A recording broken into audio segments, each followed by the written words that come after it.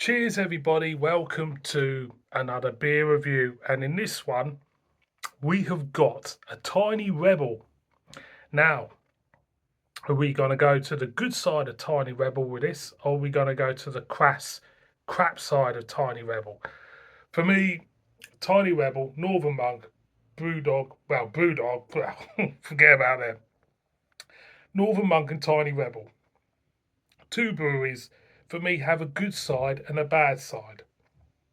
Sometimes you get a beer presented really nice on the can and tastes really nice too. It's a pattern that Tiny Rebel, Northern Monk have. But when Tiny Rebel or Northern Monk produce a shit beer, they let you know really what it's all about on the can wrap. Usually. Usually. So we've got a double IPA, and this was from Mozzers. And we've got a can of their Renegade Party Bus, double IPA, 8%. It looks fucking awful, I'll be honest. That can looks. It looks a cross between Rick Nielsen's guitar from Cheap Trick and a five-year-old's drawing, to be honest, to me. Anybody who doesn't know who Rick Nielsen is, hang your heads in shame. Go and Google him. Fantastic guitar player. Little plug for Cheap Trick there because of the checks. um, Coming to this, what am I expecting? Well, it cost enough regarding supermarket prices and that. It did cost a bit, so I'm expecting value for money. What else? I wouldn't expect anything less. You go into the supermarket, you pay £4 for a beer. I expect a pretty good beer for that. So it's an 8% double IPA from Tiny Rebel. I don't know who's. I think Baz. He's done this from all the beer. No idea. I haven't watched it. Let's see what it's about. I am wary. Don't even know what hops are in this, but who gives a shit? Right. Yeah, dank, fruity notes. Yeah, to be honest, it's dank, fruity notes, but for me, got an old pair of socks here.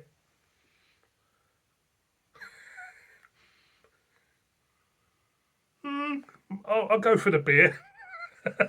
I'll go for the beer over the socks. Let's just pour this out. See what it's about. Like you do. That's my catchphrase, isn't it? Let's pour this out. See what it's about. Like you do.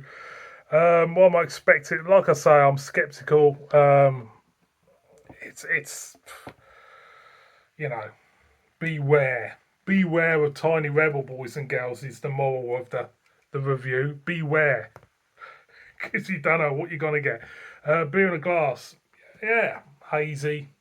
Uh, Hazy thinning head. I'm going to predict that this beer, I'm going to predict the tasting of this beer by looking at it. Okay? There'll be fruity notes. It will feel fit. It will feel thin, and the alcohol will not be hidden that well. That's my preconception of looking at that beer.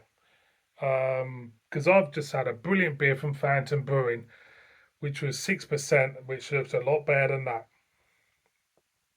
So see if I'm right. Let's go in. Same as I can. Cheers.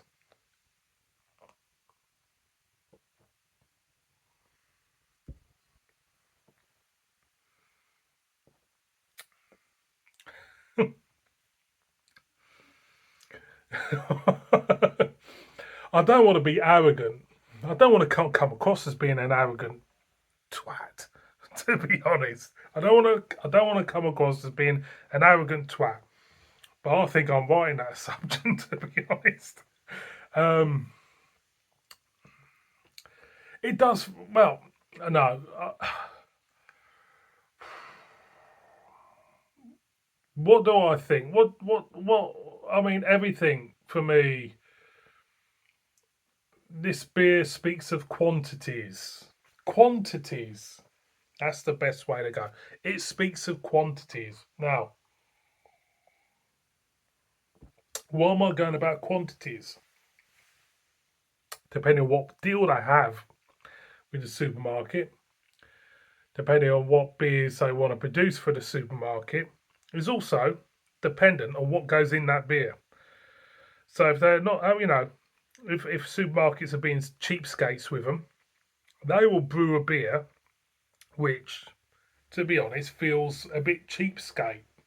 And for me, this is what this beer feels like. It feels like a half job. It feels, well, it's high gravity brewing involved in this. If they brewed something, double, 14, 15% and watered it down, it does feel like that. It does not feel like a beer of quality, and it doesn't feel like a dipper of outstanding taste. It doesn't feel like a dipper which would move you, or a dipper that you would certainly remember for all the right reasons. It feels like a dipper which you remember for all the wrong reasons. Again, again. Go in. You greeted with I'll give them that, a half decent mouthfeel. It's smooth, slightly light. But it lacks. You do get notes of fruit notes in that. And you do get slight dryness on the back end. But for me, it feels like all the energy, all the brewing has gone into hiding the alcohol. And you are really picking up flavours which, for me, are not doing it, lackluster in a way. They're not very pronounced, they're not very I wouldn't say this is an enjoyable beer.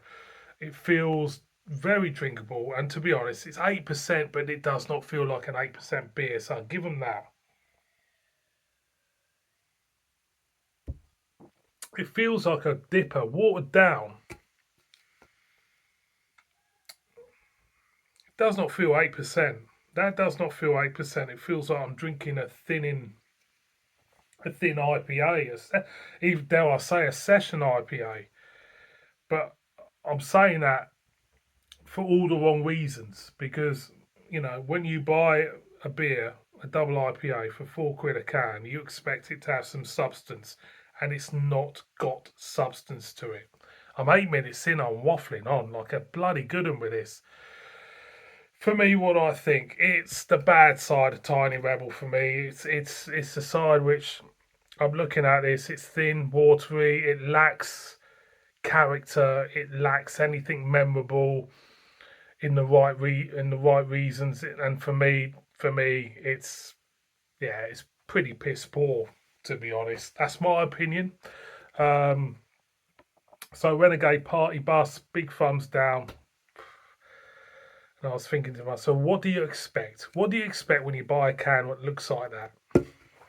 Says it all, doesn't it? See you on the next one. Kiss it, bib bib.